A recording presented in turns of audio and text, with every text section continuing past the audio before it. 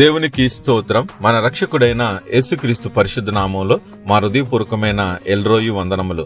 మీరు చేయి పనిలోను ప్రయత్నములోను ఈ దినమంతయు దేవుడు తోడుగా ఉండి కాచి కాపాడి ఆశీర్వదించునుగాక. ఈరోజు దేవుని వాగ్దానం కీర్తన గ్రంథము 97వ అధ్యాయం 11వ వచనము. వెలుగును యథార్థవంతుల కొరకు ఆనందమును విత్తబడి ఉన్నది. ప్రియమైన దేవుని బిడ్డలారా, ఈ లోకంలో మనుషులకు యథార్థం అనేది కొదువైపోయింది. ఎందుకనంటే యథార్థవంతుడు ఎవరు? దేవుడు. దేవుని చూసి నడిచేవారు తక్కువైపోయారు.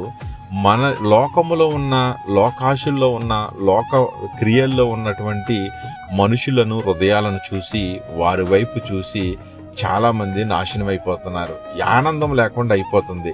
కుటుంబంలో చాలా గలిబిలిగా ఎంతో అల్లరికి కర్తైన సాతాను పనిచేస్తుంది. కాబట్టి రోజు ఏమంటాడంటే చీకటిలో ఉండి ఆనందాన్ని పొందుకుంటున్నారు.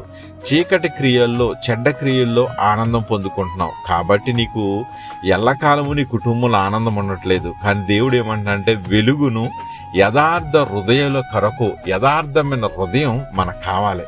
ఆ హృదయములో వెలుగు అంటే దేవుని వాక్యంతో నింపబడాలి, పరిశుద్ధాత్మతో నింపబడాలి.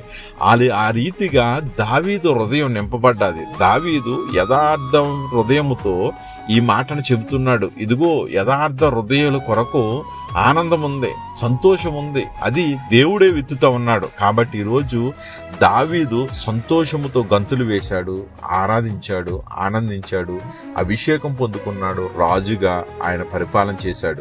ఈరోజు నీ జీవితాన్ని కూడా వెలుగుతో నింపి అలాగే ఆనందంతో నింపి నిన్ను ఆశీర్వదించి నిన్ను కూడా ఉన్నత స్థానంలో ఉంచబోతున్నాడు. దావీదు వలె యథార్థ హృదయం కలిగి దేవుణ్ణి ఆరాధించు, ఆశీర్వదించబడతావు. స్తుతించు, నీ కుటుంబం ఆశీర్వదించబడుతుంది.